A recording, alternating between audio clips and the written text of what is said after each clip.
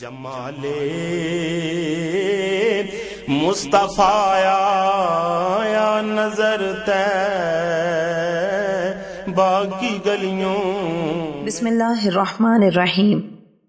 الحمد للہ رب العالمین والعاقبۃ للمتقین والصلاۃ والسلام علی سید الانبیاء والمرسلین وعلی آلہ واصحابہ وازواجہ واہل بیتہ وذریاتہ اجمعین۔ اعوذ باللہ من الشیطان الرجیم۔ بسم اللہ الرحمن الرحیم۔ ان اللہ وملائکتہ یصلون علی النبی یا ایہا الذین آمنوا صلوا علیہ وسلموا تسلیما۔ اللہم صلی علی محمد النبی الامی وعلی آلہ وسلم۔ بسم اللہ الرحمن الرحیم۔ رب اشرح لی صدری ویسر لی امری واحلل عقدۃ من لسانی یفقہوا قولی۔ بسم اللہ الرحمن الرحیم۔ وقل جاء الحق وزہق الباطل ان الباطل کان زہوقا۔ آج ہم اپنے درس نمبر 35 کا بقیہ حصہ پڑھیں گے، لیکن اس سے پہلے ہم ایک اوور ویو لے لیتے ہیں کہ ہم نے اس کے حصہ اول میں کیا پڑھا تھا۔ ہم نے مہر نبوت کے بارے میں پڑھا تھا، مہر نبوت کا محل وقوع، اس کی شکل و صورت کے بارے میں، اور ہم نے یہ پڑھا تھا کہ عاشقین مصطفیٰ صلی اللہ علیہ وسلم کا مدینہ منورہ کی راہوں پر انتظار کرنا کہ آقا کریم صلی اللہ علیہ وسلم کب مدینہ شریف پہنچیں گے، اور سب باہر نکل کر حضور صلی اللہ علیہ وسلم کی راہ دیکھتے تھے۔ پھر ہم نے حضرت بریدہ اسلمی رضی اللہ تعالی عنہ کا تعاقب میں آنا اور مشرف با اسلام ہونا پڑھا تھا، یہ پورا واقعہ ہم نے پڑھا تھا۔ پھر ہم نے سرکار دو عالم صلی اللہ علیہ وسلم کی مدینہ منورہ میں تشریف آوری اور آپ صلی اللہ علیہ وسلم کا والہانہ استقبال، اس کے بارے میں پڑھا تھا، اور یہ بھی دیکھا تھا کہ آپ صلی اللہ علیہ وسلم کو مدینہ شریف آمد پر تحائف پیش کیے گئے۔ پھر حضرت علی کرم اللہ وجہہ نے 3 روز کے بعد مدینہ شریف ہجرت کی۔ آج ہم نے سنہ ہجری کی ابتدا سے اپنے درس کا آغاز کرنا ہے۔ آئیے آغاز کرتے ہیں۔ بسم اللہ الرحمن الرحیم۔ سنہ ہجری کی ابتدا، ہجری تاریخ کا اعتبار اور اس کے لکھنے کی ابتدا سیدنا حضرت عمر رضی اللہ تعالی عنہ کے دور خلافت میں سیدنا حضرت علی رضی اللہ تعالی عنہ کے اتفاق فرمانے پر محرم الحرام سے ہوئی۔ روایت میں ہے کہ ایک مرتبہ حضرت ابو موسیٰ اشعری رضی اللہ تعالی عنہ نے حضرت عمر رضی اللہ تعالی عنہ کو لکھ کر بھیجا کہ آپ کے فرامین ہمارے پاس پہنچتے ہیں لیکن ان پر تاریخ نہیں ہوتی، تو حضرت عمر رضی اللہ تعالی عنہ نے 17 ہجری میں صحابہ کرام رضوان اللہ علیہم اجمعین کو تعیین تاریخ کے بارے میں مشورے کے لیے مدعو کیا۔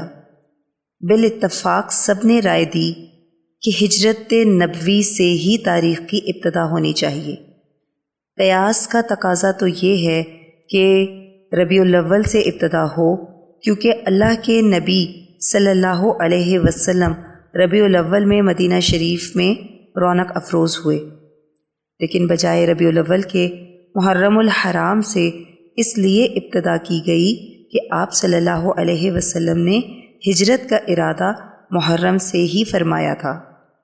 انصار نے عشرہ ذی الحجہ میں آپ صلی اللہ علیہ وسلم کے دست مبارک پر بیعت کی، اور ذی الحجہ کے آخر میں انصار مدینہ واپس ہوئے۔ اس کے بعد ہی آپ صلی اللہ علیہ وسلم نے صحابہ کرام رضوان اللہ علیہم اجمعین کو ہجرت کی اجازت دی اور خود بھی ارادہ فرما لیا، بس رب تعالیٰ کے حکم کا انتظار تھا۔ بعض نے رائے دی کہ تاریخ کی ابتدا ولادت با سعادت سے ہونی چاہیے، مگر حضرت عمر رضی اللہ تعالیٰ عنہ نے اس رائے کو پسند نہ فرمایا، کیونکہ اس میں نصارہ کے ساتھ تشبہ ہے کہ ان کی تاریخ حضرت عیسیٰ علیہ السلام کی ولادت با سعادت سے ہے۔ بعض نے رائے دی کہ آپ صلی اللہ علیہ وسلم کی وفات سے تاریخ مقرر کی جائے۔ اس کو بھی فاروق اعظم رضی اللہ تعالیٰ عنہ نے ناپسند فرمایا، اس لیے کہ آپ صلی اللہ علیہ وسلم کی وفات حادثہ کبریٰ اور مصیبت عظمیٰ ہے۔ بحث و تکرار کے بعد سب نے اتفاق فرمایا کہ ہجرت سے ہی تاریخ مقرر ہونی چاہیے، اس لیے کہ ہجرت سے ہی حق و باطل کا فرق واضح ہوا اور شعائر اسلام یعنی جمعہ اور عیدین علی الاعلان ادا کیے گئے۔ لوگوں کا ازدحام اور ملاقات کا شوق۔ روایت میں آتا ہے کہ آپ صلی اللہ علیہ وسلم قباء پہنچنے کے بعد ایک درخت کے سائے میں سر مبارک جھکا کر بیٹھ گئے۔ آپ صلی اللہ علیہ وسلم پر سکوت اور خاموشی غالب رہی۔ حضرت ابوبکر صدیق رضی اللہ تعالی عنہ لوگوں سے ملاقات کرنے میں مشغول رہے۔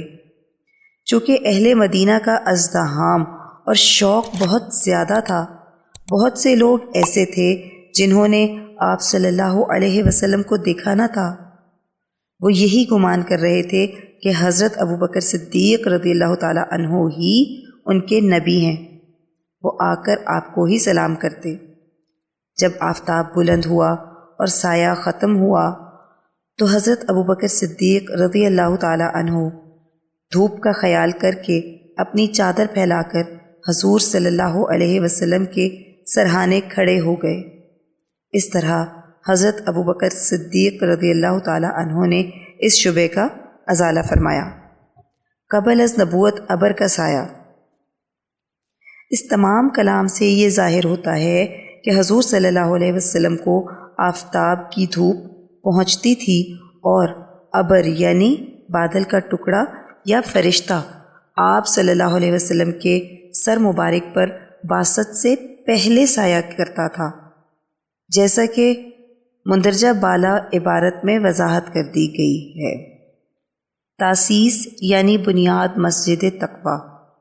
قباء میں رونق افروز ہونے کے بعد آپ صلی اللہ علیہ وسلم نے سب سے پہلے ایک مسجد کی بنیاد ڈالی اور سب سے پہلے خود آپ صلی اللہ علیہ وسلم نے اپنے دست مبارک سے ایک پتھر لا کر قبلہ رخ رکھا۔ آپ صلی اللہ علیہ وسلم کے بعد حضرت ابوبکر، حضرت عمر رضی اللہ تعالیٰ عنہما نے بھی ایک ایک پتھر رکھا۔ اس کے بعد دیگر صحابہ کرام رضوان اللہ علیہم اجمعین نے پتھر لا کر رکھنے شروع کر دیے اور تعمیر کا سلسلہ جاری ہو گیا۔ صحابہ کرام رضوان اللہ علیہم اجمعین کے ساتھ آپ صلی اللہ علیہ وسلم بھاری پتھر بھی اٹھا کر لاتے اور بسا اوقات پتھر کو تھامنے کی غرض سے شکم مبارک پر لگا لیتے۔ صحابہ کرام رضوان اللہ علیہم اجمعین عرض کرتے، یا رسول اللہ صلی اللہ علیہ وسلم آپ رہنے دیں، ہم اٹھا لیں گے، تو آپ منع فرما دیتے۔ کوئی آرائش یا پکی مسجد تو تھی نہیں، بس کچھ پتھر اور کچھ کھجور کی شاخیں جمع کیں اور 2 دن میں مسجد تیار ہو گئی، جہاں آج شاندار مسجد قباء موجود ہے۔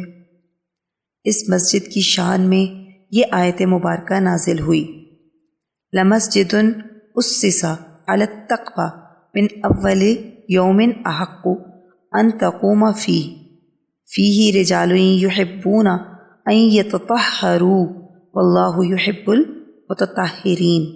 سورہ توبہ کی آیت نمبر 108، جس کا ترجمہ کچھ یوں ہے، البتہ جس مسجد کی بنیاد پہلے دن سے تقویٰ پر رکھی گئی، وہ مسجد اس کی پوری مستحق ہے کہ آپ اس میں جا کر کھڑے ہوں۔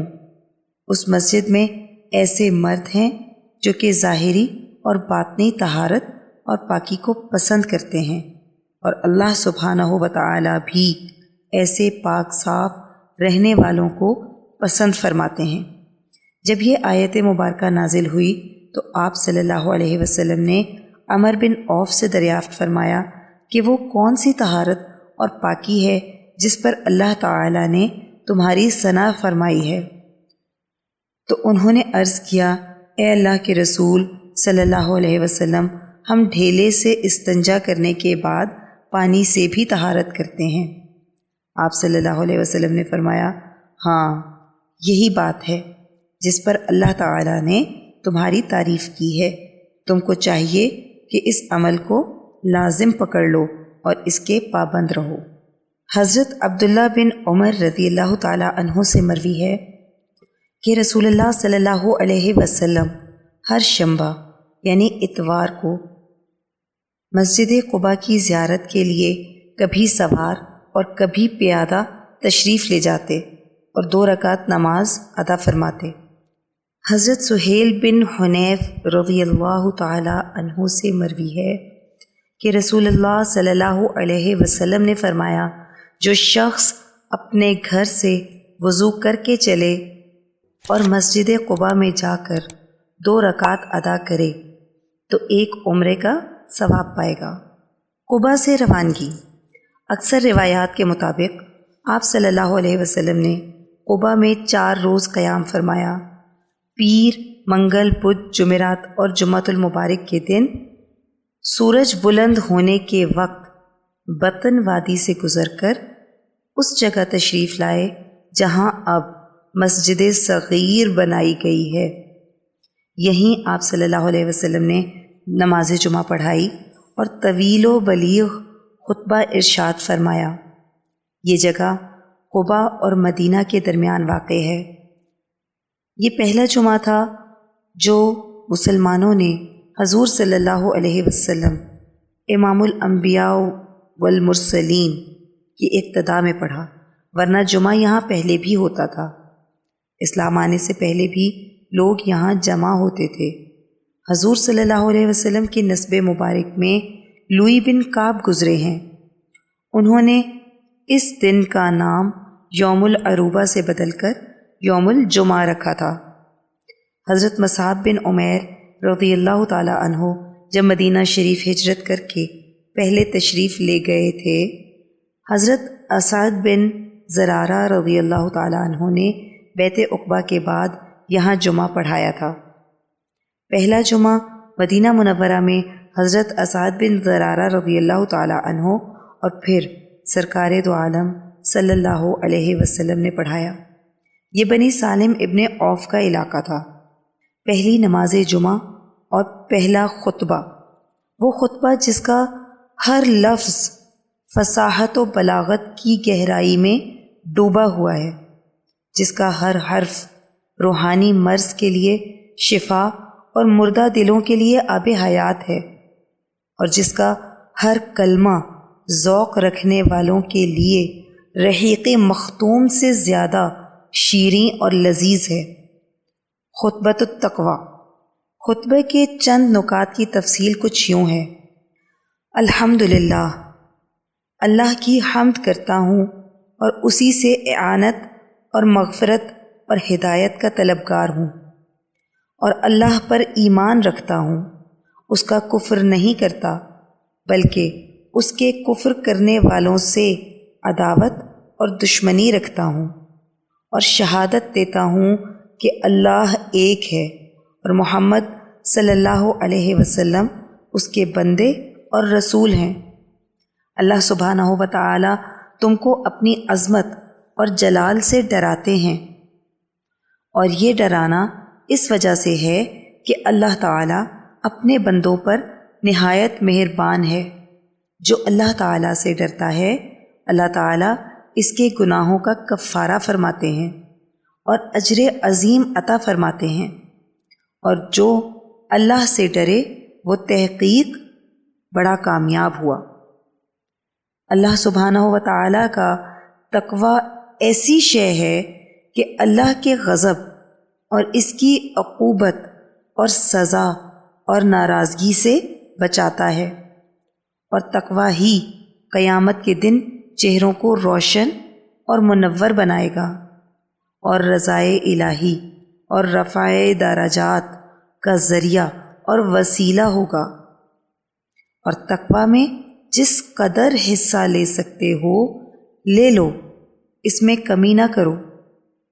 اللہ سبحانہ و تعالی نے تم کو اپنے لیے مخصوص کیا ہے اور منتخب کیا ہے، اور تمہارا نام اور لقب ہی مسلمان رکھا ہے، یعنی اپنا مطیع اور فرما بردار رکھا ہے۔ بس اسی نام کی لاج رکھو۔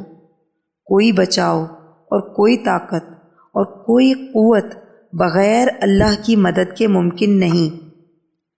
بس کثرت سے اللہ کا ذکر کرو اور آخرت کے لیے عمل کرو۔ جو شخص اپنا معاملہ اللہ سے درست کر لے گا، اللہ اس کی کفایت فرمائیں گے۔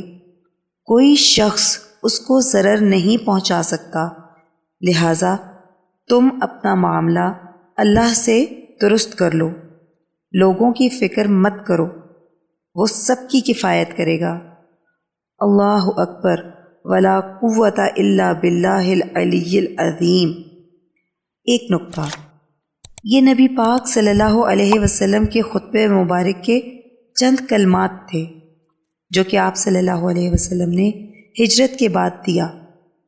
13 سالہ مظلومانہ زندگی کے بعد جو خطبہ دیا جا رہا ہے، اس میں ایک حرف بھی اپنے دشمنوں کی مذمت اور شکایت کا نہیں، سوائے تقوی اور پرہیزگاری اور آخرت کی تیاری کے کوئی لفظ لسان نبوت سے نہیں نکل رہا۔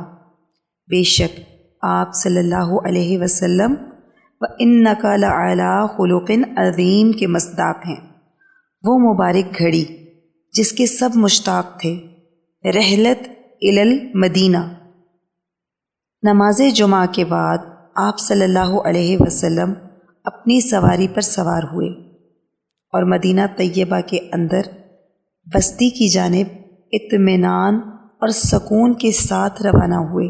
قبائل انصار سب کے سب، کچھ پیدل کچھ سوار، آپ صلی اللہ علیہ وسلم کے ساتھ مجتمع ہو کر چلنے لگے۔ اس وقت بنی عمرو بن عوف کے لوگ جو اس بستی کے رہنے والے تھے، یعنی قبا کے باشندے، عرض کرنے لگے کہ شاید سید المرسلین صلی اللہ علیہ وسلم کو اس جگہ قیام پذیر ہونے میں کوئی رنج لاحق ہوا ہے، جس کی وجہ سے یہاں سے تشریف لے جا رہے ہیں۔ لیکن اس وقت آپ صلی اللہ علیہ وسلم نے فرمایا کہ مجھے اس بستی جس کا نام مدینہ منورہ ہے اس کا حکم دیا گیا ہے۔ غرض یہ کہ حضور صلی اللہ علیہ وسلم تشریف لا رہے ہیں اور مدینہ منورہ کے لوگ اس طرح جاں نثار تھے کہ سڑکوں پر کھڑے ہیں اور حضور صلی اللہ علیہ وسلم کی اونٹنی کو چمٹ رہے ہیں۔ یا رسول اللہ صلی اللہ علیہ وسلم، انت البنا، خدا کے لیے ہمارے پاس رکے۔ یا رسول اللہ صلی اللہ علیہ وسلم، انت البنا، انت البنا، ہم اپنے بچے، جان، مال، دولت سب آپ پر قربان کر دیں گے، ہمارے پاس اتریں یا محمد صلی اللہ علیہ وسلم۔ یہ حال مدینہ والوں کا تھا۔ اسی لیے امام مالک رحمۃ اللہ علیہ فرماتے ہیں کہ دنیا کے شہروں میں سب سے افضل شہر مدینہ ہے، حتیٰ کہ وہ مکہ مکرمہ سے بھی افضل ہے۔ دلیل یہ دیتے ہیں کہ ساری دنیا کے شہر حتیٰ کہ مکہ مکرمہ وہ بھی تلوار سے فتح ہوا ہے۔ ایک شہر ہے دنیاوی تاریخ میں جو اسلام اور صرف محبت سے فتح ہوا ہے، وہ صرف مدینہ منورہ ہے، جہاں کوئی تلوار نہیں چلی، بلکہ آپ صلی اللہ علیہ وسلم کے آنے سے پہلے ہی اسلام آ چکا تھا۔ بہرحال آپ صلی اللہ علیہ وسلم نے دیکھا کہ ہر کوئی مشتاق ہے تو فرمایا، اترکوہا انہا مامورۃ، میری اونٹنی کو چھوڑ دو، یہ اللہ کی طرف سے مامور ہے، جہاں یہ بیٹھے گی وہی میری قرارگاہ ہے، اور اونٹنی کو اس کی مرضی پر چھوڑ دیا، اس کی لگام کو ڈھیلا چھوڑ دیا۔ دوسری طرف انصار مدینہ کی خوشی اور ولولہ کہ ہر کوئی منتظر تھا کہ آپ صلی اللہ علیہ وسلم کی سواری ان کے گھر کے پاس ٹھہرے۔ حضرت برا بن عازب رضی اللہ تعالیٰ عنہ فرماتے ہیں کہ میں نے اہل مدینہ کو کسی چیز سے اتنا خوش ہوتے نہیں دیکھا جتنا کہ رسول اللہ صلی اللہ علیہ وسلم کی تشریف آوری سے خوش ہوتے دیکھا ہے۔ حضرت انس بن مالک رضی اللہ تعالیٰ عنہ سے روایت ہے کہ جب رسول اللہ صلی اللہ علیہ وسلم مدینہ منورہ تشریف لائے تو حبشیوں نے آپ صلی اللہ علیہ وسلم کی تشریف آوری میں نیزہ بازی کے کرتب دکھائے، خوشی اور مسرت کی وجہ سے۔ حضرت ابو ایوب انصاری رضی اللہ تعالیٰ عنہ کے گھر اونٹنی کا قیام، بلا آخر ناقتہ یعنی اونٹنی بنی نجار جو کہ آپ صلی اللہ علیہ وسلم کے ننیالی تھے، وہاں خود بخود اس مقام پر بیٹھی جو ایک خالی زمین تھی، اور وہاں سے قریب تر حضرت ابو ایوب انصاری رضی اللہ تعالی عنہ کے گھر کا دروازہ تھا۔ وہ خالی زمین عین وہی جگہ ہے جہاں آج مسجد نبوی موجود ہے۔ معلوم کرنے پر بتایا گیا کہ یہ زمین یتیم بچوں کی ہے۔ حضور صلی اللہ علیہ وسلم نے فرمایا کہ یہاں سے چلیے یا پھر اس کی قیمت کا اندازہ کروائیں۔ ان یتیم بچوں نے کہا کہ ہمارا تو سب کچھ آپ ہیں، آپ پر ہمارا سب کچھ قربان۔ بہرحال قیمت مقرر کی گئی اور مسجد نبوی کی بنیاد رکھی گئی۔ اس جگہ کے بالکل سامنے حضرت ابو ایوب انصاری رضی اللہ تعالیٰ عنہ کا مکان تھا۔ حضرت ابو ایوب انصاری رضی اللہ تعالیٰ عنہ نے سارا سامان سواری سے اتارا اور اپنے گھر لے گئے۔ آپ صلی اللہ علیہ وسلم نے فرمایا المرء مع رحلہ، مطلب یہ ہے کہ آدمی وہیں اقامت پذیر ہے جہاں اس کا سامان سفر ہے۔ اس کے بعد حضرت ابو ایوب انصاری رضی اللہ تعالیٰ عنہ کا مکان ہی نزول شریف کی سعادت سے مشرف ہوا۔ ذالک فضل اللہ یؤتیہ من یشاء، سورہ مائدہ آیت نمبر 54۔ آپ صلی اللہ علیہ وسلم کا طبعی میلان بھی اسی طرف تھا کہ آپ بنو نجار میں اتریں جو کہ آپ کے ننیال والے ہیں۔ اللہ سبحانہ و تعالی نے آپ صلی اللہ علیہ وسلم کی خواہش کو معجزانہ طریقے پر پورا فرمایا کہ ناقتہ یعنی اونٹنی اللہ کی طرف سے معمور ہے تاکہ آپ صلی اللہ علیہ وسلم کے محبین اور عاشقین کے درمیان کسی قسم کی منازعت نہ رہے۔ سب سمجھ لیں کہ آپ صلی اللہ علیہ وسلم کا بالذات کوئی ارادہ نہیں تھا، اونٹنی اللہ کے حکم کے تابع تھی۔ اس طرح اللہ سبحانہ و تعالی نے آپ صلی اللہ علیہ وسلم کی خواہش کو بھی پورا فرمایا اور صحابہ کرام رضوان اللہ علیہم اجمعین کے قلوب کو بھی ہر قسم کے حسد اور بغض سے محفوظ فرمایا، اور سب نے خوب سمجھ لیا کہ حضرت ابو ایوب انصاری رضی اللہ تعالیٰ عنہ کے گھر کی تخصیص آپ صلی اللہ علیہ وسلم کی طرف سے نہیں بلکہ اللہ کی طرف سے ہے۔ ذالک فضل اللہ یؤتیہ من یشاء واللہ ذو الفضل العظیم، سورہ جمعہ کی آیت نمبر 4۔ یہاں ہمارا درس نمبر 35 مکمل ہو گیا۔ آئیے دعا کر لیتے ہیں۔ اللہم صلی علی محمد النبی الامی وعلی آلہ وسلم۔ اے اللہ، ہماری اس کاوش کو قبول فرمائیں، اس کو ہماری بخشش کا ذریعہ بنا دیں، اور اس کو قیامت تک امت کے لیے ہدایت اور عشق نبی صلی اللہ علیہ وسلم کا ذریعہ بنا دیں۔ اے اللہ، جو کچھ پڑھا سنا اس کا ثواب نبی کریم صلی اللہ علیہ وسلم کو تحفتاً ہدیتاً نذرانتاً محبتاً عقیدتاً پیش کرتے ہیں، قبول و منظور فرما لیں۔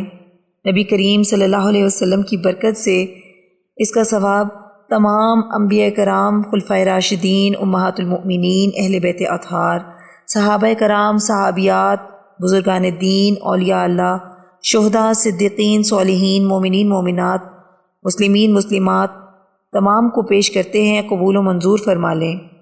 الہی اس کا ثواب سلسلہ قاسمیہ، عزیزیہ، نقشبندیہ، مجددیہ کے تمام بزرگان، بالخصوص شیخ الاولیاء حضرت مولانا مہر محمد صاحب رحمۃ اللہ علیہ، شیخ الحدیث حضرت مولانا عبدالحکیم صاحب رحمۃ اللہ علیہ، اور شیخ الاسلام حضرت مولانا محمد عبدالعلیم قاسمی صاحب رحمۃ اللہ علیہ کو پہنچا دیں، اور ہمارے بزرگان کے درجات کو اور بھی زیادہ بلند فرما دیں۔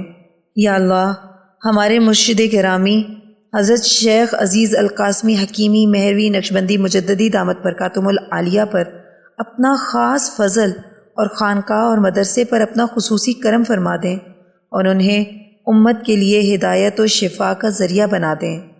آمین بحرمت سید المرسلین صلی اللہ علیہ وسلم۔ سبحان ربک رب العزت عما یصفون وسلام علی المرسلین والحمد للہ رب العالمین۔ جدھر دیکھی اسی ماہ مبیں کی چاندنی دیکھی۔